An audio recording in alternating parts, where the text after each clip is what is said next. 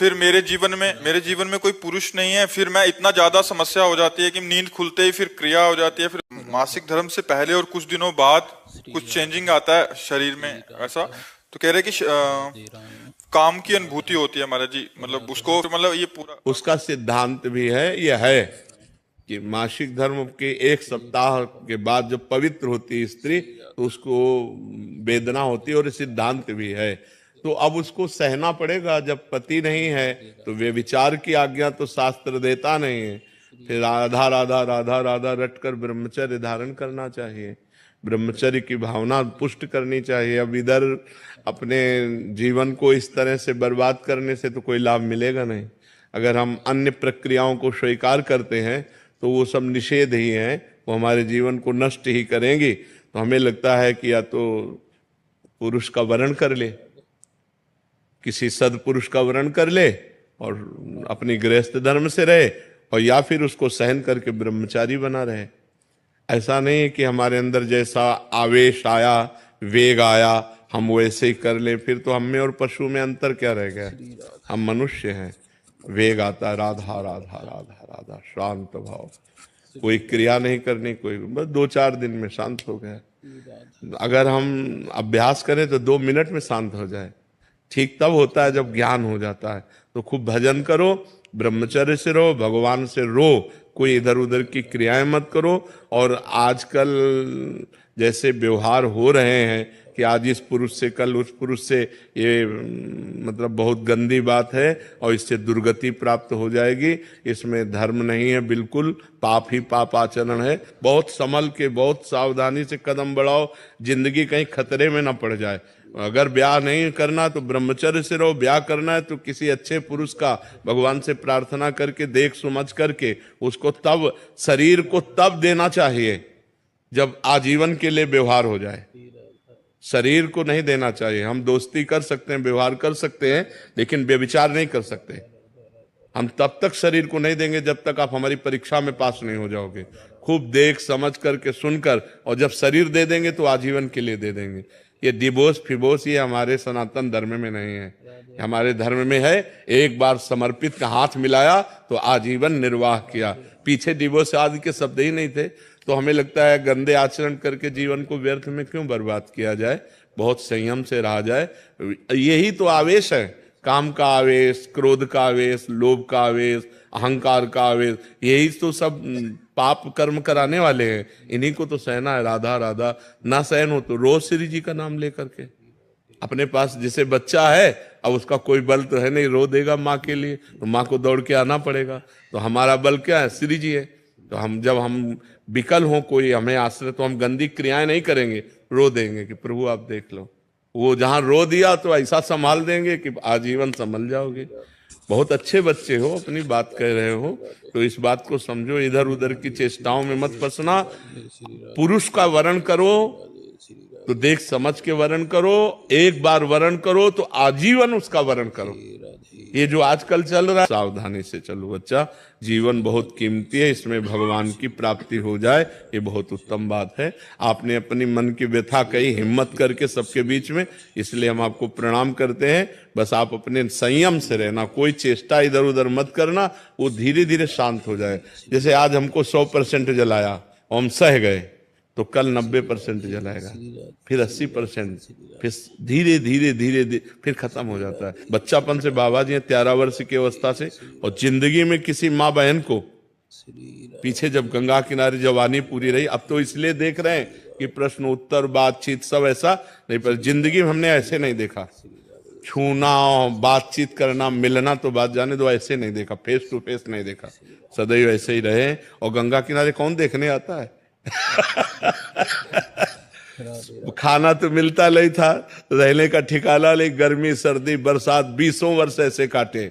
धीरे धीरे धीरे धीरे धीरे तब वही अनुभव कह रहा हूं कि पहले 100%, फिर 90% उसको देखा है, फिर 70%, फिर कम परसेंट होते होते होते अब शांत एकदम। जब शांत हो गया तब सब कुछ मिल गया। जब शांत नहीं था तो ना खाने का था, ना रहने का था, ना कुछ नहीं था।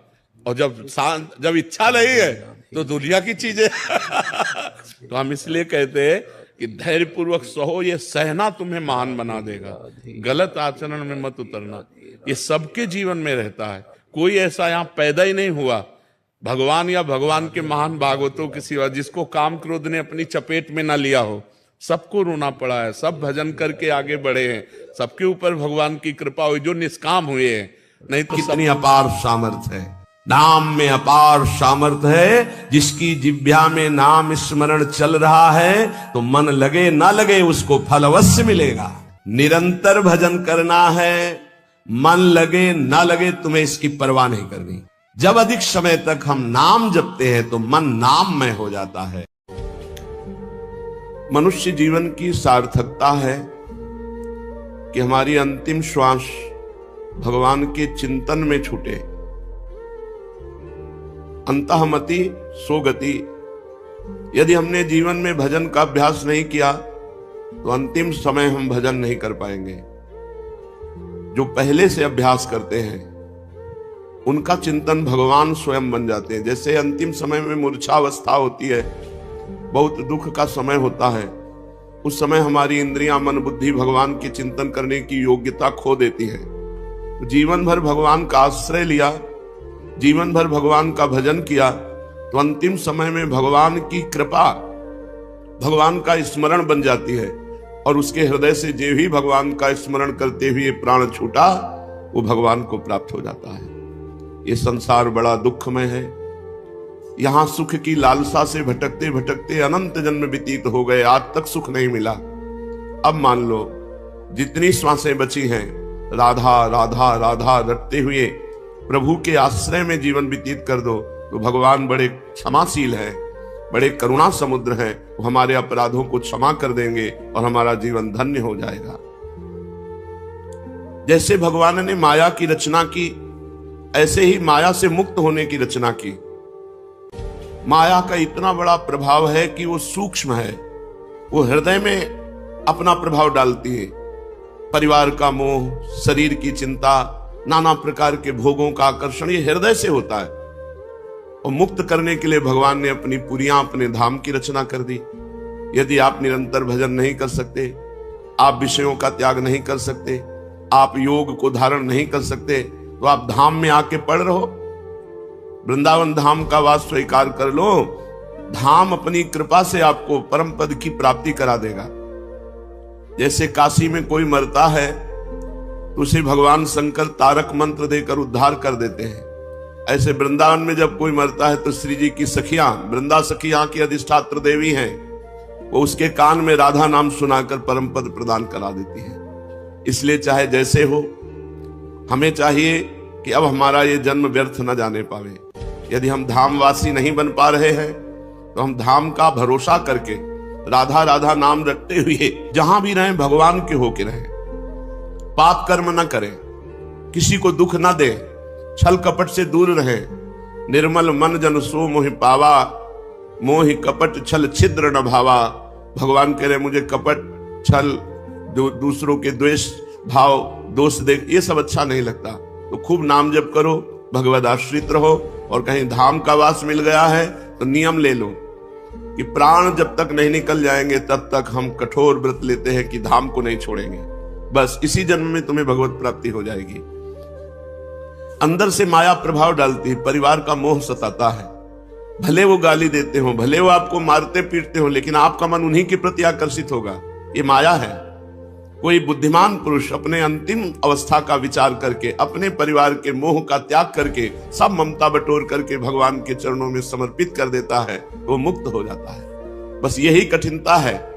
जननी जनक बंधु सुत दारा, तन धन धाम सुहृद परिवारा, सबकी ममता ताग बटोरी, मम पद मन ही बांध बर डोरी। ये सबसे कठिन काम है। सबसे प्यार, स्नेह, ममता समेट कर एकमात्र भगवान के चरणों में लगा दे, हर समय नाम जप करे, भगवान के आश्रित पड़ा है, मुक्त हो गया। पक्का विश्वास करो, जिसकी जिह्वा में नाम चल रहा है वो निश्चित भगवान को प्राप्त होता है। अब श्रीपाद वृंदावन धाम की रहनी, वृंदावन धाम में रहने वालों की निष्ठा का वर्णन करते हैं। किम्नो भूपैः किम्नु देवादिभिर्वा, स्वाप्नैश्वर्योत्फुल्लितैः किंच मुक्तैः, शून्यालंबैर्वैष्णवैर्वापि किं नः श्रीमद् वृंदा काननैकांत भाजाम। जब हम वृंदावन वास कर रहे हैं तो हमें धनी पुरुषों की चाटुकारिता से क्या मतलब है? चाहे वो राजा हो, चाहे जमींदार हो, चाहे जितना धनी हो। जब हम वृंदावन बिहारी जी की शरण में हो गए तो धनियों के पीछे डोलने का, धनियों के आगे हाथ फैलाना, धनियों की चाटुकारिता करना, ये ठीक नहीं है। श्रीपाद प्रबोधानंद जी महाराज कह रहे हैं भरोसा भगवान का रखे, मनुष्य का नहीं। सब भिखारी हैं, दाता तो एक भगवान है। सब परेशान हैं, परेशानी मुक्त कराने वाले तो एकमात्र भगवान हैं। इसलिए जब आपने भगवान के धाम का भरोसा कर लिया तो चिंता मत करो, सब कामनाएं पूर्ण हो जाएंगी। भगवान का धाम कल्पतरु है, धामवासी की हर कामना को पूर्ण करने में समर्थ है धाम। इसलिए धामवासी को चाहिए किसी धनी पुरुषों की चाटुकारिता न करे, उनके पीछे पीछे न डोले, उनके आगे हाथ न फैलावे। अरे कितना जीवन है, अपनी शरणागति पर कलंक करे। ऐसे अनंत ब्रह्मांडों के स्वामी भगवान को छोड़कर संसार के भोगी पुरुषों के सामने बाबूजी कह के हाथ फैलावे तो मर जाना अच्छा है। मंगिबो भलो न बाप सो जो प्रभु राखे टेक। अगर भगवान का भरोसा है तो किसी से मांगने की जरूरत नहीं। अन मांगे आगे आवे गो, जो पल लागे पल को। जैसे पलकें स्वयं गिरती हैं, ऐसे तुम्हारे आगे धन स्वयं आएगा यदि तुम भगवान के भरोसे में हो। और सांसारिक भरोसे में हो तो भटकना पड़ेगा। इसलिए कह रहे किम नो भूपई, मुझे इन बड़े बड़े धनी पुरुषों की चाटुकारिता की जरूरत नहीं। हमने वृंदावन धाम का भरोसा कर लिया। तो बहुत अपमान सहना पड़ता है जब धन की लालसा से किसी धनी पुरुषों की चाटुकारिता करे। हृदय में सूल की तरह चुभने वाली चेष्टाएं सामने से होती है। इसलिए एकमात्र भगवान का भरोसा रखे। देवादिभिर्वाना, मुझे इन देवताओं से भी कोई तात्पर्य नहीं, क्योंकि देवता भी एक दुकान की तरह है। हमारे पुण्यों का फल दे सकते हैं, इसके आगे नहीं देवता दे सकते। उदार तो भगवान है, जो चाहे वो कर सकते हैं। देवता नहीं कर सकते कि जो चाहे वो कर दे। देवता तो नियम में बंधे हुए हैं। जैसे राजकीय कर्मचारी उतना ही कर सकता है जो उसके कानून और विधान के अनुसार है। देवता मोक्ष नहीं दे सकते, देवता प्रेम नहीं दे सकते, देवता हमारे कर्म बंधन नष्ट नहीं कर सकते, देवता हमारे संचित कर्म भस्म नहीं कर सकते, देवता हमें क्षमा नहीं कर सकते। ये सब एकमात्र श्री भगवान करते हैं। इसलिए कहते हैं मुझे देवताओं से क्या प्रयोजन। और जो मुक्त हो गए अब उनसे क्या प्रयोजन, क्योंकि वो तो मुक्त हो गए हैं, वो तो ब्रह्म स्वरूप हैं, उनसे किसी से मतलब नहीं, उनकी दृष्टि में द्वैत नहीं। और जो वैकुंठाभिलाषी हैं उनसे भी मुझे क्या मतलब। मुझे मतलब उनसे है जो वृंदावनवासी हैं, जो प्रिया प्रीतम के प्रेम के पिपासु हैं, जो हर समय राधा राधा रटते हैं। मुझे ऐसे प्रेमी भक्तों का संग चाहिए। शम सर्वेषाम प्रयासेन दात्री द्वत्री कांति प्रेम पात्रैक पात्री आनंदात्मा शेष सत्वा निधात्री श्री वृंदाटव्यस्तुमेंधस्य धात्री। वृंदावन में ऐसे रहे जैसे मां की गोद में रहा जाता है। परम पावन धाम है, यहां हम मलमूत्र का त्याग करते हैं, यहां हम थूकते हैं, नहाते हैं। और प्रिया प्रीतम का निज महल है। तो जैसे हम मां की गोद में शौच कर देते कोई अपराध नहीं, मां की गोद में लघु शंका कर देते कोई अपराध नहीं, ऐसे हम वृंदाटवी मां की गोद में रह रहे हैं। और अंधा बन के रहे। यहां अंधा किसी के दोष दर्शन न करे, किसी की निंदा न करे, किसी के आचरण न देखे कि अरे ये तो वृंदावन वास करते हुए ऐसा करता है। यदि आप किसी के दोष देखेंगे तो वो दोष आप में आ जाएंगे और निंदा करने का आपको पाप लगेगा। इसलिए कह रहे हैं आनंदात्मा शेष सत्वानि धात्री श्री वृंदाटव्यस्तु में अंधस्य धात्री। धात्री माने मां, अंधस्य माने अंधा। मैं अंधा पुत्र हूं, कुछ नहीं देखता, किसी की बात नहीं देखता, बस अपनी बात देखता हूं। मेरे में क्या कमियां हैं ये दूर करना है, दूसरे में क्या कमी है भगवान जाने। भगवान उसको जैसे चला रहे वो चल रहा है। हमें किसी की निंदा करने का अधिकार नहीं है। अगर हम निंदा करते हैं तो पर निंदा के कीते आवत नहीं कछु हाथ, मूर्ख पर्वत पाप को ले चल अपने साथ। जो दूसरे की निंदा करते हैं वो दूसरों के पाप की गठरी अपने सिर पर बांधकर नरक की यात्रा करते हैं। इसलिए वृंदावन रहना है तो अंधा बन के रहना है। आंख होते हुए भी हमें सब में भगवत भावना करनी, किसी के दोष दर्शन नहीं करने। और जब हम इस तरह वृंदावन वास करते हैं तो वृंदावन वो सुख प्रदान करता है जो किसी साधना से नहीं मिलता। क्या? प्रिया प्रीतम श्यामा श्याम के चरणों की प्रीति वृंदावन अपनी तरफ से प्रदान करता है। वृंदावन प्रभाव सुन अपनो ही गुण देत, जैसे बालक मलिन को मात गोद भर लेत। जैसे मलिन बालक को माँ गोद में उठा लेती, उसकी मलिनता नहीं देखती, ऐसे ही वृंदावन वासी को वृंदावन उठा लेता है और प्रिया प्रीतम के चरणारविंद में पहुंचा देता है। इसलिए कह रहे हैं निखिल जीवों को आनंद प्रदान करने के लिए द्वार खुला हुआ है श्री धाम वृंदावन। बस वृंदावन की रहनी आ जाए, चुप रहो, शांत रहो, किसी की निंदा मत करो, जो मिल जाए खाओ पियो और रात दिन राधा राधा कृष्ण कृष्ण जपो, जीवन पूरा का पूरा मंगलमय हो जाएगा। अगर आखिरी बन गई तो पूरे जीवन की बन गई। पूरे जीवन पाप हुआ, अजामिल से वैश्यागमन करता रहा, हिंसक जीव की हिंसा करने वाला, नाना प्रकार के पाप रूपी मल से भरा हुआ, पर अंतिम समय निकल गया बेटे के बहाने नारायण, भगवान की प्राप्ति हो गई। अंतिम बन गया तो पूरा जीवन बन गया। इसलिए सबको चाहिए अपनी अंतिम सुधार ले। चलते हैं परम पावन चरित्र श्री कृष्ण चैतन्य महाप्रभु का। महाप्रभु चैतन्य देव का ब्याह श्री विष्णु प्रिया जी से हो गया है। ब्याह होते ही महाप्रभु की दशा बदल गई। महाप्रभु उन्माद अवस्था को, कभी एकांत में बैठे हुए कुछ बोल रहे हैं, किसी की समझ में नहीं आ रहा है, कभी हुंकार मारकर पृथ्वी पर लौट जाते हैं, कभी कई कई घंटे भाव दशा में बैठे हैं। ऐसी दशा चैतन्य महाप्रभु की रहने लगी। बड़े बड़े वैद्य बुलाए गए, वैद्यों की बस की बात नहीं कि इस भाव दशा को जान सके। तो कोई कहता दिमाग में गर्मी चढ़ गई है, कोई कहता भूत प्रेत का आवेश है, कोई कहता भगवत आवेश है, पर कोई निर्णय नहीं कर पाया। महाप्रभु स्वतः ही स्वस्थ हो गए। महाप्रभु ने इच्छा जताई कि अब हम तीर्थ यात्रा करना चाहते हैं। जब हम तीर्थ यात्रा करते हैं तो हमारा हृदय पवित्र होने लगता है। पवित्र हृदय ही भगवान का भजन करता है। पवित्रता जब अंदर प्रवेश करेगी तो आपके अंदर खुद दोषों के त्याग की बात आ जाएगी। एक भगत जी रोज पेपर पढ़ते हैं और जब वृंदावन आए खुद उन्होंने कह दिया कि मुझे अब पेपर नहीं पढ़ना। जीवन भर हो गया नियम पूर्वक पढ़ते हुए, बोले अब मुझे नहीं पढ़ना। जब वृंदावन आया हूं तो मुझे भगवान का भजन करना है, भगवान की बातें पढ़। क्या हुआ? इतनी बड़ी आसक्ति पेपर की होती है कि लोग सुबह से इंतजार करते हैं जैसे भगवान के दर्शन का इंतजार। ऐसे वो इंतजार करते, पेपर आया बस पूरा उस संसार में क्या हो रहा है मोटी हेडिंग में तो एक बार पूरा पढ़ जाए, और वो पूरा जीवन पढ़ते रहे। छोटी छोटी बातों को अपने लोग देखते हैं, धाम का प्रभाव क्यों उनका नहीं। ये सब क्या है? ये भगवान की कृपा है। ये भगवान की कृपा से जब हम धाम में आए तो धाम पवित्रता इतनी प्रदान करता है कि धीरे धीरे सारे दोष दुर्गुण ममता ये सब नष्ट होती चली जाती है और जीव अनंत जन्मों से बिछड़ा हुआ भगवान को प्राप्त कर लेता है। आश्विन शुक्ला दशमी का दिवस है। आज ही के दिन भगवान श्री रामचंद्र जी ने लंका पर विजय प्राप्त करने के लिए चढ़ाई की थी। घर घर आनंद मनाया जा रहा है। आज के ही दिन वर्षा काल की परिसमाप्ति समझी जाती है। व्यापारी आज के ही दिन वाणिज्य के निमित्त विदेशों की यात्रा करते हैं। राजागण आज के ही दिन दूसरे देशों को दिग्विजय करने के निमित्त अपनी अपनी सेनाओं को सजाकर राज्य सीमा से बाहर होते हैं। 4 महीने एक ही स्थान पर रहने वाले परिव्राजक सन्यासी जन आज के ही दिन फिर से भ्रमण करना आरंभ कर देते हैं। तीर्थ यात्रा करने वाले भी आज के ही दिन यात्रा के लिए प्रस्थान करते हैं। अब की नवद्वीप में बहुत से यात्रा गया धाम की करने जा रहे थे, तो गौरांग महाप्रभु के मौसा पंडित चंद्रशेखर भी गया धाम को जाना चाहते थे। उन्होंने अपनी इच्छा निमाई को जताई।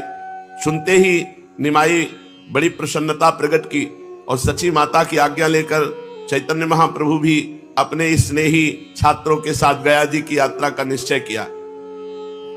सब सामान जुटाकर अन्य लोगों को साथ लेकर ये गया धाम के लिए चल पड़े। इस प्रकार ये अपने सभी साथियों के साथ आनंद मनाते और प्रेम में श्री कृष्ण कीर्तन करते हुए मंदार नामक स्थान पर पहुंचे। इन स्थान में पहुंचकर इन्हें बड़े जोर से बुखार आ गया।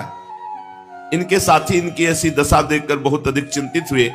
भांति भांति के उपचार करने लगे, किंतु इन्हें किसी प्रकार भी लाभ नहीं हुआ। अंत में इन्होंने अपनी औषधि अपने आप ही बताई। इन्होंने कहा मेरी व्याधि इन प्राकृतिक औषधियों से नहीं जाएगी। यह रोग तो असाध्य है, एकमात्र इसकी औषधि है भगवान की कृपा। भगवान की प्रसन्नता से ही यह रोग जाएगा। यदि भजन करने वाले वैष्णवों की पूजा की जाए तो भगवान की कृपा प्राप्त हो जाती है। जो ब्रह्म ऋषि जन है, जो वैष्णव जन है, यदि इनकी चरण सेवा हो तो भगवान प्रसन्न हो जाते हो। भगवान प्रसन्न हो जाए तो सब रोग दोष मिट जाते हैं। भगवान ने स्वयं कहा है कि अग्नि और ब्राह्मण ये मेरे दो मुख हैं। नाहम तथा अग्नि यजमान वीर विताने अच्युतो घृतप लुत मदन धृत भुंक्त मुखे न। अग्नि में खूब आहुति देने से मैं उतना प्रसन्न नहीं होता जितना बढ़िया खीर और घी टपटपाता हुआ हलवा ब्रह्म ऋषि और वैष्णव जन को पवाया जाए तो मैं जितना प्रसन्न होता हूं उतना अग्नि में आहुति देने से नहीं प्रसन्न होता। तो चैतन्य महाप्रभु ने कहा कि अगर यहाँ के वैष्णव और ब्राह्मणों की पूजा की जाए, उनकी चरण रज हमारे शरीर पर लगाई जाए तो हमारा रोग दूर हो जाए। महापुरुष वही आचरण करवाते हैं जिनसे जगत का मंगल होता है। एक विद्यार्थी ने प्रश्न किया, गुरुजी जो ब्राह्मण नहीं है, केवल ब्रह्म बंधु है, अर्थात केवल ब्राह्मण कुल में जन्मा है और ब्राह्मणों के आचरण नहीं करता, संध्या गायत्री शास्त्र क्योंकि मर्यादा के अनुसार वो ब्राह्मणत्व नहीं धारण करता, तो क्या उनका भी इतना ही आदर है जितना आप कहते हैं कि वैष्णव और ब्राह्मणों की चरण रज मिल जाए तो हमारा शरीर निरोग हो जाए? हम तो समझते हैं जो ब्राह्मण कुल में जन्मे हैं और ब्राह्मणों का आचरण नहीं करते तो वो काठ के हाथी हैं, उनमें ब्राह्मणत्व ही नहीं है। जैसे काठ के हाथी से हाथी पने का कोई काम नहीं चलने का, उसी प्रकार जो धर्म कर्महीन ब्राह्मण है वो नाम मात्र का ब्राह्मण है, वो आदर का पात्र नहीं हो सकता। थोड़ी देर चैतन्य महाप्रभु चुप रहे और कहा, एक प्रकार से तुम्हारा कथन ठीक है। जो अपने धर्म कर्म से रहित है वो तो दूध ना देने वाली बंध्या गौ के समान है, उससे सांसारिक स्वार्थ कोई सद नहीं सकता। फिर भी जो काम हम भाव से करते हैं उसमें लाभ मिलता है। जैसे वो कर्म धर्म नहीं जानता, लेकिन हम भाव से पूज रहे हैं कि ये ब्राह्मण है, ये वैष्णव है, तो हमको हमारे पूजन का लाभ मिलेगा क्योंकि हमने उस पर भाव किया। वो धर्म कर्महीन है तो वो भोगेगा, हमने भाव किया तो हमारा मंगल हो जाएगा। जो श्रद्धा के साथ शास्त्रों की आज्ञा के अनुसार अपने को ही सुधारने का सदा प्रयत्न करते हैं, उनको चाहिए कि ऐसी बातें न करें, दूसरे में दोष दर्शन न करें। संसार में कोई ऐसा नहीं जिसमें गुण दोष ना हो। जड़ चेतन गुण दोष में विश्व कीन करतार, संत हंस गुण गाहे पे परिहरिवार विकार। सब गुण दोष में संसार है। क्या करे? जैसे दूध और पानी मिला के रख दे तो हंस दूध पी लेगा, पानी छोड़ देगा। ऐसे ही जो संत स्वभाव के लोग हैं वो दूसरों के गुण ग्रहण करते हैं, दोष दर्शन नहीं। इसलिए अपनी बुद्धि को संकुचित बनाकर, जैसे हम गाय दूध दे या न दे, हम उसकी सेवा करते हैं गौ माता मानकर, ऐसे ही ब्राह्मण अपने कर्म से भ्रष्ट है वो जाने, हम उसे ब्राह्मण मानकर सम्मान करते हैं, हम उसे वैष्णव मानकर सम्मान करते हैं। वो जो करेगा वो खुद भोगेगा, हम जो भाव कर रहे हैं उसमें हमारा मंगल हो जाएगा। सर्वश्रेष्ठ भाव अपने को सुधारना है, सामने वाले के गुण दोष देखने नहीं है। उत्तम बातें सुनो तात मायाकृत गुण और दोष अनेक, गुण या उभय न देखी देखी स्वाविवेक। किसी के गुण दोष न देखे, सब में भगवान को देख करके उपासना करे तो मंगल हो जाए। देखो भगवान ने स्वयं ब्राह्मणों का कितना आदर किया। भृगु जी महाराज भगवान की छाती में जाके लात मारा, ब्रह्म ऋषि हैं, तो भगवान गुस्सा नहीं हुए, भृगु जी के चरण पकड़ लिए और दबाने लगे, बोले अतीव कोमलौ तात चरणौ ते महामुने। हे महामुनि, आपके चरण तो बहुत कोमल है, हमारी छाती तो बहुत कठोर, कहीं आपके चरणों में चोट तो नहीं लग गई? तो विचार करो, भगवान वहां साप भी दे सकते थे कि हमने तुम्हारा क्या बिगाड़ा, आकर छाती में लात मार दिया, लेकिन नहीं, वो ब्रह्म ऋषि हैं। अगर उन्होंने छाती में लात मारा तो भगवान ने हर अवतार तक में वो चरण चिन्ह धारण किया, भृगु चरण चिन्ह। हम भगवान के अंश हैं तो हमको यही चाहिए। अगर हमारे साथ कोई बुरा करे तो हम उसके साथ भला करें, बुरा न करें। करत जे अनसहन निंदक तिन्हों पे अनुग्रह कियो। ये बहुत ऊंचे साधक के भाव हैं, जो संसारी मान प्रतिष्ठा तथा धन विषय भोगों की इच्छा को सर्वथा त्याग कर एकमात्र भगवान की कृपा को ही अपने जीवन का चरम लक्ष्य समझकर सभी कार्यों को करते हैं, वही ये धारण कर सकते हैं, अन्यथा नहीं। जो पुरुष वासुदेव बुद्धि रखकर सामने से वैष्णव या ब्राह्मण गाली दे रहा है, हम उसमें भगवान की बुद्धि करें। अपने मुख से हम उसको कठोर वचन ना बोले, वो हमको कठोर वचन बोल रहा है। यदि ऐसा व्यवहार किया तो भगवान को आप प्रसन्न कर लेंगे, और अगर उल्टा व्यवहार किया तो फिर भगवान को प्रसन्न करना है तो वैष्णव जन के सामने झुक के रहो। वो गाली दे तो सुन लो, तुम्हारे पाप नष्ट हो जाएंगे, तुम्हारा मंगल हो जाएगा, ऐसा चैतन्य महाप्रभु कह रहे हैं, ऐसा शास्त्रों में भी लिखा है। तो इनकी आज्ञा पाकर 2-3 विद्यार्थी गए और शुद्ध वैष्णव जनों और ब्राह्मण जनों की चरण रज लाए, चरणोदक लाए। इन्होंने चरणोदक पिया और चरण रज लगाई, सोई बुखार खत्म। चरणोदक पीते ही अच्छे हो गए। और सभी विद्यार्थी और सब लोगों से कहा, देखा ब्राह्मणों की चरण रज और चरणामृत में कितना प्रभाव है कि हमारा इतना पीड़ा देने वाला ज्वर बुखार एक बार चरणामृत पीने से चला गया। और जो भगवान का या भक्तों का रोज चरणामृत पीते हैं बड़े भाग्यशाली हैं। अकाल मृत्यु हरणम सर्वव्याधि विनाशनम श्री कृष्ण पादोदकम पीत्वा पुनर्जन्म न विद्यते। जो भगवान का चरणामृत या भक्त का चरणामृत पीते हैं उनकी कभी अकाल मृत्यु नहीं हो सकती, और बड़े से बड़ा रोग शरीर पर होने पर भी पीड़ा नहीं दे सकता, और अंत में भगवान की प्राप्ति होगी। ये चरणामृत पीने का महत्व है। वृंदावन में बिहारी जी, राधा वल्लभ जी ठाकुर विराजमान, इनका चरणामृत मिलता है। किसी पात्र में चरणामृत ले आवे, 2 बूंद रोज पान करे। अकाल मृत्यु हरणम सर्वव्याधि विनाशनम श्री कृष्ण पादोदकम पीत्वा पुनर्जन्म न विद्यते। उसका पुनर्जन्म नहीं होगा जो रोज चरणामृत पीता है। अब अपने साथियों के साथ चैतन्य महाप्रभु आगे बढ़ने लगे। पुनपुना तीर्थ ये गया धाम में है। वहां पहुंचकर सब लोगों ने पुनपुन नाम की नदी में स्नान किया और सभी ने अपने अपने पितरों का श्राद्धादि कार्य कराया। इसके अनंतर सभी श्री गया धाम में पहुंच गए। ब्रह्म कुंड में स्नान किया। देव पितृ श्राद्धादि करके चैतन्य महाप्रभु अपने साथियों के सहित चक्रवेड़ा के भीतर विष्णु पाद पद्मों के दर्शनों के निमित्त गए। ब्राह्मणों ने पाद पद्मों पर माला पुष्प चढ़ाने को कहा। ये अपने विद्यार्थियों के द्वारा गंध पुष्प धूप दीप माला आदि सभी पूजन की बहुत सी सामग्री साथ लिवाते गए थे। गया धाम के तीर्थ पंडा जोरों से पाद पद्मों का प्रभाव वर्णन कर रहे थे। वे उच्च स्वर से कह रहे थे, इन्हीं पाद पद्मों के धोवन से जगत पावनी मुनि मन हारणी भगवती भागीरथी गंगा उत्पन्न हुई है। इन्हीं चरणों का लक्ष्मी जी बड़ी ही श्रद्धा के साथ निरंतर सेवन करती रहती है। इन्हीं चरणों का ध्यान योगी जन अपने हृदय काल में कमल में निरंतर करते रहते हैं। इन्हीं चरणों को प्रभु ने गयासुर के मस्तक पर रखकर उसे सद्गति प्रदान की थी। असंख्य लोगों की भीड़, हजारों आदमी पाद पद्मों के दर्शन कर रहे थे और बीच बीच में जय हो के घोष हो रहे थे। पंडा लोग उनसे भेंट चढ़ाने का आग्रह कर रहे थे। बार बार पाद पद्मों का पुण्य महात्म सुनाया जा रहा था। पाद पद्मों का महात्म सुनते ही चैतन्य महाप्रभु आत्म विस्मृत हो गए। उन्हें शरीर का होश नहीं रहा। महाप्रभु के भावावेश आ गया। शरीर थरथर कांपने लगा।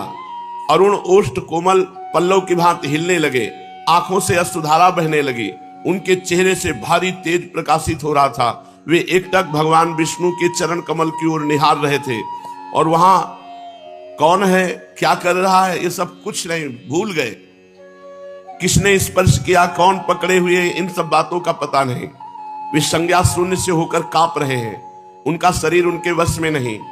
वे मूर्छित होकर गिरने वाले ही थे कि इसी बीच में एक सभा को चीरते हुए तेजस्वी सन्यासी आए और उनको पकड़ लिया, गिरने से बचा लिया। फिर उनके साथियों ने संभाला, भीड़ से हटाकर बाहर ले गए। बाहर पहुंचकर कुछ होश आया। वे निद्रा से उठे हुए मनुष्य की भांति चारों ओर आंख उठा उठा कर देखने लगे।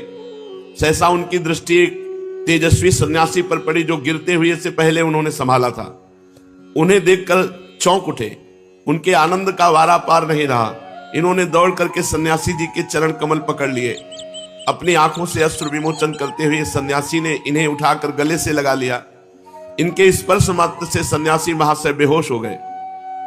दोनों ही शरीर सुधि से परे महापुरुष, दोनों को ही शरीर का होश नहीं, दोनों ही प्रेम में विभोर होकर अश्रु विमोचन कर रहे थे। यात्री इन दोनों के ऐसे अलौकिक प्रेम को देखकर आनंद सागर में गोते खाने लगे। बहुत से लोग एकत्रित हो गए। चारों ओर से लोगों की भीड़ लग गई। कुछ काल में सन्यासी जी को कुछ चेतना हुई। उन्होंने बड़े ही प्रेम से इनका हाथ पकड़कर एक ओर बिठाया और अत्यंत प्रेम पूर्ण वाणी से कहने लगे, निमाई पंडित, आज मेरा भाग्योदय हुआ जो सहसा तुम्हारा दर्शन हो गया। नवद्वीप में ही मेरा हृदय तुम्हारी ओर स्वाभाविक ही खींचा सा जाता था। मुझसे लोग कहते हैं निमाई पंडित कोरे पोथी के ही पंडित हैं, बड़े चंचल हैं, देवता तथा वैष्णवों की खिल्लियां उड़ाते हैं। आप उन्हें अपना श्री कृष्ण लीलामृत सुनाकर क्या लाभ उठावेंगे? कोई तो यहां तक कहता है जी ये पूरे नास्तिक हैं, वैष्णवों को छेड़ने में इन्हें मजा आता है। मैं उन सबकी बातें सुनता और चुप हो जाता। मेरा अंतःकरण इन बातों को कभी स्वीकार ही नहीं करता था। ये ईश्वरपुरी जी महाराज, मैं बार बार यही सोचता था, निमाई पंडित जैसे सरस सरल सहृदय और भावुक पुरुष भक्तिहीन कभी नहीं हो सकते। इनके मुख का तेज ही इनकी भावी शक्ति का परिचय दे रहा है। आज आपके भाव दर्शन के रूप को देखकर आनंद की सीमा नहीं रही। मैं कृतकृत्य हो गया। भगवत दर्शन से जो आनंद मिलता है उसी आनंद का मैं अनुभव कर रहा हूं। मैं अपने आनंद को प्रकट करने में असमर्थ हूं। इतना कहते कहते सन्यासी महाशय का गला भर आया। आगे वे कुछ और भी कहना चाहते थे किंतु कह नहीं सके। उनके नेत्रों में से अश्रुधारा भी पूर्ववत बह रही थी। सन्यासी महाराज की बातें सुनते सुनते इन्हें कुछ चेतना हो गई थी, इसलिए रुधे हुए कंठ से कुछ अस्पष्ट स्वर में इन्होंने कहा, प्रभु आज मैं कृतार्थ हुआ, मेरी गया यात्रा सफल हुई, मेरी असंख्यों पीढ़ियों का उद्धार हो गया। जो यहां आने पर आपके दर्शन का सौभाग्य प्राप्त हुआ। तीर्थ में श्राद्ध करने पर तो पितरों की मुक्ति होती है, जिनके निमित्त श्राद्ध तर्पण आदि कर्म किए जाते हैं, किंतु आप जैसे परम भागवत संत के दर्शन से करोड़ों पीढ़ियों का स्वतः उद्धार हो जाता है। आप जैसे संत भागवत वैष्णव के दर्शन से करोड़ों पीढ़ियों का उद्धार स्वतः हो जाता है। सब लोगों को आपके दर्शन दुर्लभ हैं, जिनका भाग्योदय होता है उन्हीं को आपके दर्शन होते हैं। ये कहते कहते इन्होंने फिर से सन्यासी महाशय के चरण पकड़ लिए। सन्यासी जी ने हठ पूर्वक अपने चरण छुड़ाए और इन्हें प्रेम वाक्यों से आश्वासन दिया। समझ गए होंगे कि सन्यासी महाशय कौन है। ये वे ही भक्ति बीज के अंकुरित करने वाले श्रीमन माधवेंद्र पुरी जी के सर्वप्रधान प्रिय शिष्य श्री ईश्वरपुरी जी हैं, जिन्हें अंतिम समय में गुरुदेव अपना संपूर्ण तेज प्रदान करके इस संसार से तिरोहित हो गए थे। नवद्वीप के प्रथम मिलन में ही ये निमाई पंडित के अलौकिक तेज और अद्वितीय रूप लावण्य पर मुग्ध होकर इन्हें एकटक देखते रह गए थे। इन्हें इस प्रकार भली भांति देखते रहने का सुअवसर प्राप्त हो सकेगा, इसलिए निमाई पंडित ने हंसकर कहा, आज हमारे घर ही भिक्षा कीजिएगा और दिन भर देखते रहिएगा।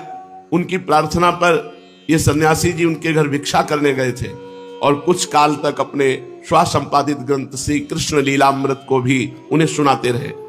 तभी से पूरी महाशय के हृदय पटल पर इनकी प्रेममयी मनोहर मूर्ति खिंच गई थी। आज सहसा भेंट हो जाने पर दोनों ही आनंद में डूब गए और आनंद के उद्योग में उपर्युक्त बातें हुई। पूरी महाशय की आज्ञा लेकर निमाई पंडित अपने स्थान के लिए विदा हुए। जहां रुके हुए थे वहां पहुंचकर इन्होंने साथियों को संग लेकर गया के सभी मुख्य मुख्य तीर्थों के दर्शन किए और वहां जाकर यथाविधि शास्त्रीय रीति के अनुसार श्राद्ध और पिंडदान आदि करके पितृ कर्म किए। अंत में भगवती फल्गु नदी में जाकर इन्होंने पितरों के लिए बालुका के पिंड दिए। फल्गु का प्रवाह गुप्त है, उसका जल नीचे ही नीचे बहता है, ऊपर से बालू ढकी रहती है। बालू को हटाकर जल निकाला जाता है और यात्री उससे स्नान संध्या आदि कृत्य करते हैं। प्रेत गया, राम गया, युधिष्ठिर गया, भीम गया, शिव गया आदि 16 गया में निमाई पंडित ने अपने साथियों के साथ जा जाकर पितरों के पिंड और श्राद्धादि कर्म किए। सब स्थानों में दर्शन तथा श्राद्ध करके ये अपने ठहरने के स्थान पर लौट आए।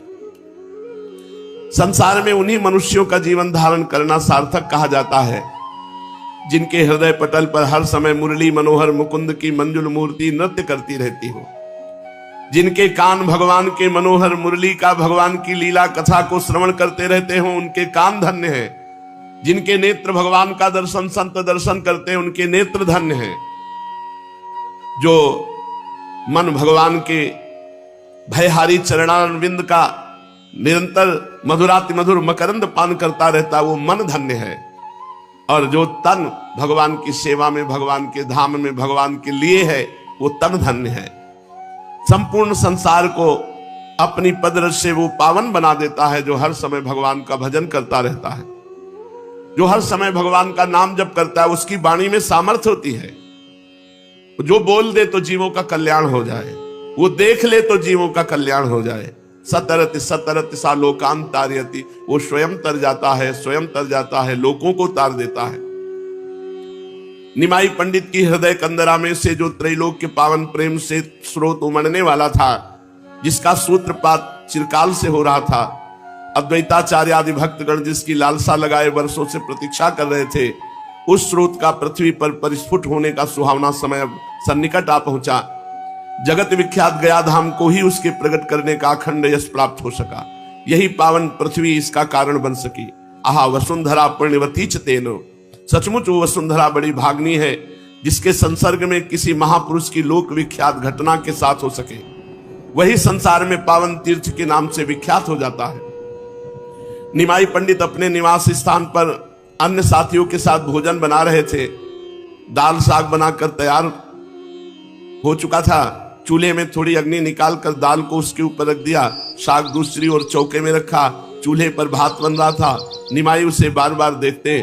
चावल तैयार तो हो चुके थे, किंतु उनमें थोड़ा सा जल और शेष था। उसे जलाने के लिए, उस भात को शुष्क बनाने के लिए चैतन्य महाप्रभु उसे ढक दिए। थोड़ी देर बाद वे कटोरी को भात पर से उतार ही रहे थे कि इतने में उन्हें दूर से ईश्वरपुरी जी महाशय अपनी ओर आते दिखाई दिए। कटोरी को ज्यों की त्यों ही पृथ्वी पर पटक कर ये उनकी चरण वंदना करने के लिए दौड़े। ईश्वरपुरी ने प्रेम पूर्वक इनका आलिंगन किया। हंसते हुए बोले, अपने स्थान से किसी शुभ मुहूर्त में चला जो ठीक तैयारी के समय, भोजन की तैयारी के समय आ पहुंचा। नम्रता के साथ चैतन्य महाप्रभु ने उत्तर दिया, जिस समय भाग्योदय होता है और पुण्य कर्मों का संस्कार जागृत होता है, उस समय आप जैसे संतों का दर्शन होता है, आप जैसे संतन के दर्शन करने का सौभाग्य होता है। प्रभु, भोजन बिल्कुल तैयार है, हाथ पैर धोइए और भिक्षा करने की कृपा कीजिए। हंसते हुए पुरी महाशय बोले, खूब कही, अपने लिए बनाए हुए अन्न को हमें ही खिला दोगे तो तुम क्या खाओगे? नम्रता के साथ नीची निगाह करके इन्होंने उत्तर दिया, अन्न तो आपका ही है, मैं तो केवल बनाने वाला पाचक मात्र हूं, आज्ञा होगी तो और बना दूंगा।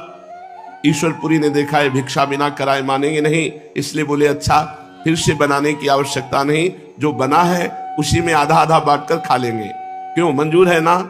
किंतु हम ठहरे सन्यासी और आप ठहरे गृहस्थी, हमारी भिक्षा होगी और तुम्हारा भोजन होगा, इस प्रकार कैसे काम चलेगा? तुम थोड़ी देर के लिए भिक्षा कर लो, सन्यासी बन जाओ। कुछ हंसते हुए निमाई पंडित ने कहा, थोड़ी देर के लिए क्यों, समय आएगा तो पूरे जीवन के लिए सन्यासी बनेंगे, पर अभी आप जैसी आज्ञा कर रहे हैं वैसा ही करेंगे। पहले हाथ पैर धोए, फिर पुरी जी के पैर धोए और उन्हें एक सुंदर आसन पर बिठाया। ईश्वरपुरी महाशय बैठकर भोजन करने लगे। जब चैतन्य महाप्रभु जैसे परोसने वाले हों तब भला फिर किसकी तृप्ति हो सकती है। धीरे धीरे इन्होंने आग्रह कर करके सभी सामान पुरी महाशय को परोस दिया और वे भी प्रेम के वशीभूत होकर के सब पा गए। अग्नि तो जल ही रही थी, क्षण भर में ही दूसरी बार भी भोजन तैयार हो गया, मानो अन्नपूर्णा ने स्वयं भोजन तैयार कर दिया हो। भोजन तैयार होने पर इन्होंने भी भोजन किया और फिर परस्पर बातें होने लगी। हाथ जोड़े हुए चैतन्य महाप्रभु ने कहा, भगवान, अब तो हमें बहुत दिन इस बाह्य वृत्ति के जीवन को बिताते हुए हो गए, अब हमें अपने चरणों की शरण प्रदान कीजिए, कृपा करके थोड़ी बहुत श्री कृष्ण भक्ति हमें भी दीजिए। इनकी बात का उत्तर देते हुए ईश्वरपुरी महाशय ने कहा, सही बतावें, आप तो स्वयं ही श्री कृष्ण स्वरूप हैं, आपको भला भक्ति कौन प्रदान कर सकता है? आप स्वयं ही संपूर्ण संसार को प्रेम प्रदान कर सकते हैं। दीनता के साथ इन्होंने कहा, प्रभु, ऐसी बातें बनाकर मेरी वंचना न कीजिए, मेरी प्रार्थना स्वीकार कीजिए और मुझे श्री कृष्ण मंत्र प्रदान कर दीजिए। ईश्वरपुरी ने सरलता के साथ कहा, आप श्री कृष्ण मंत्र प्रदान करने को ही कहते हैं, हम आपके कहने पर अपने प्राण प्रदान कर सकते हैं,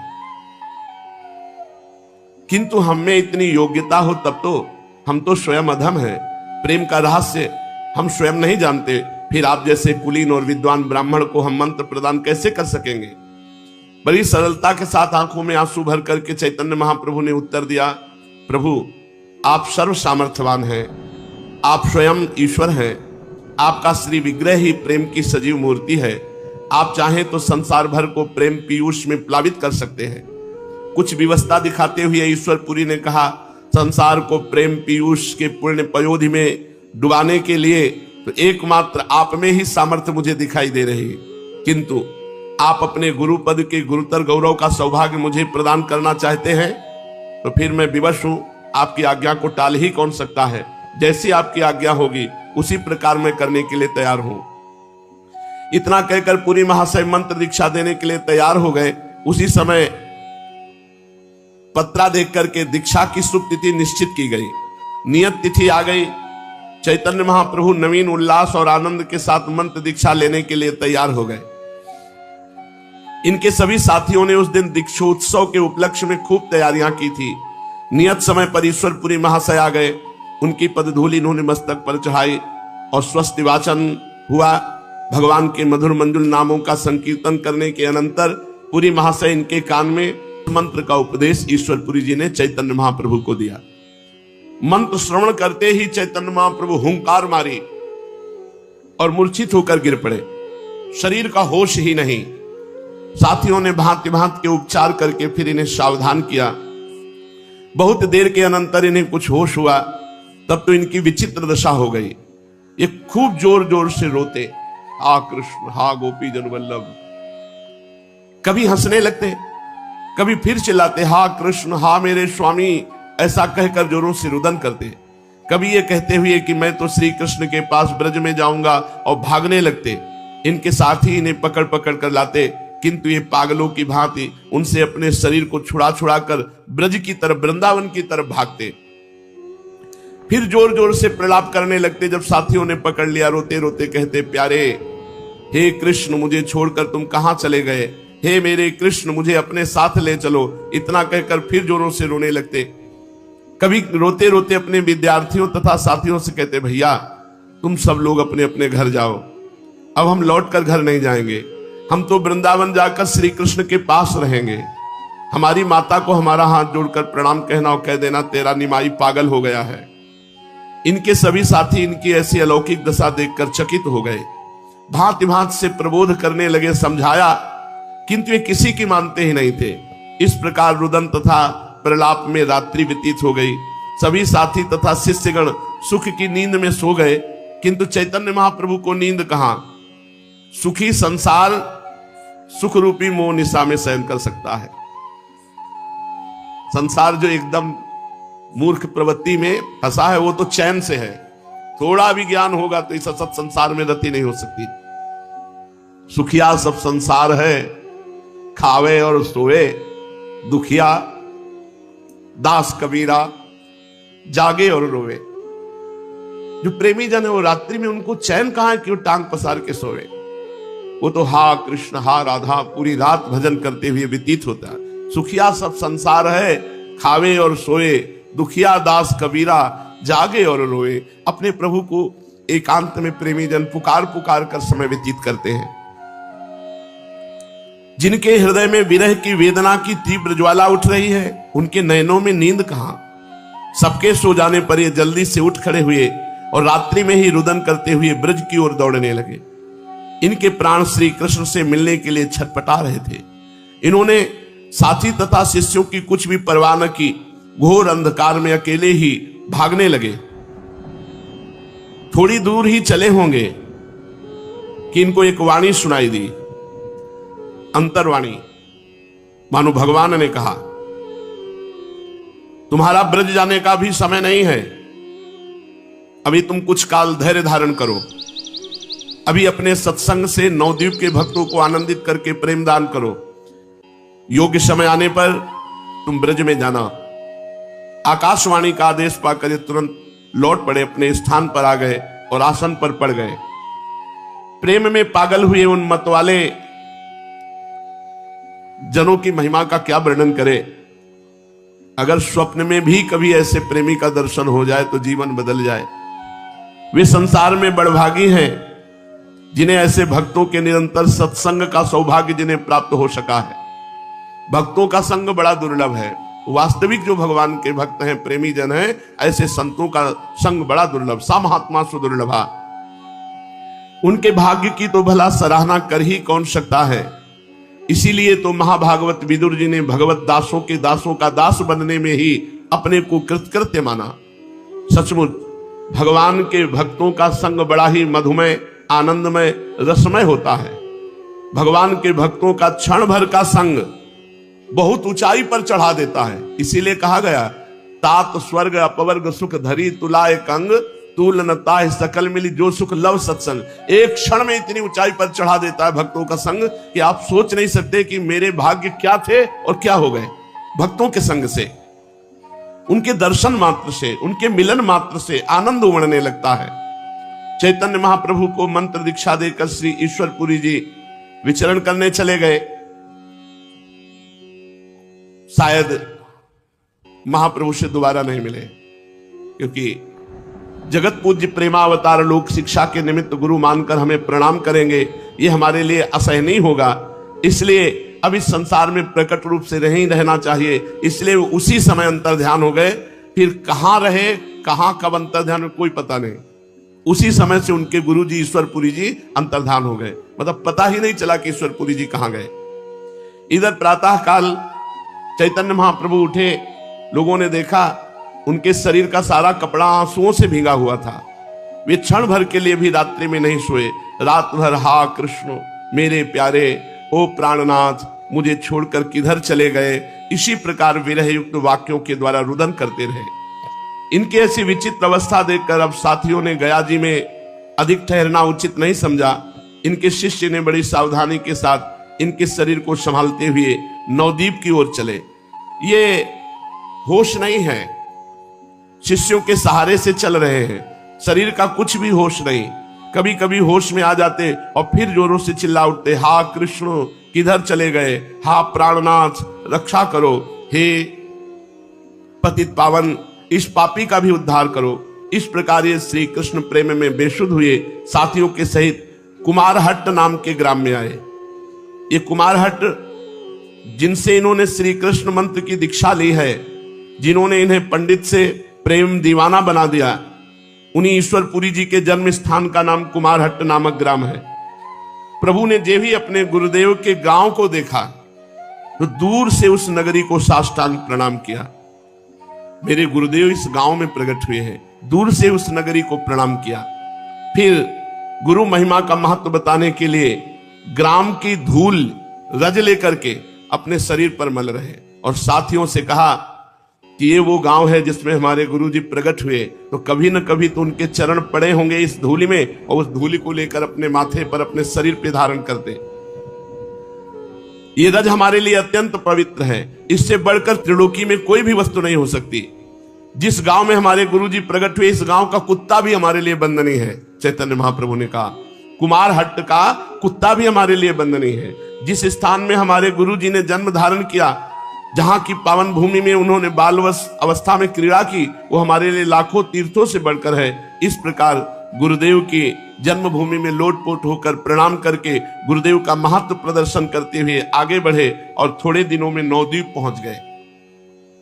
इनके गया से लौट आने का समाचार सुनकर सभी इष्ट मित्र, स्नेही तथा छात्र इनके दर्शनों के लिए आने लगे।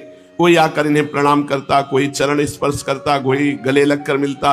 ये सबका यथोचित आदर करते, किसी को पुचकारते, किसी को आशीर्वाद देते, किसी के सिर पर हाथ रख देते, और जो अवस्था में बड़े थे और इनके माननीय थे उन्हें ये स्वयं प्रणाम करते।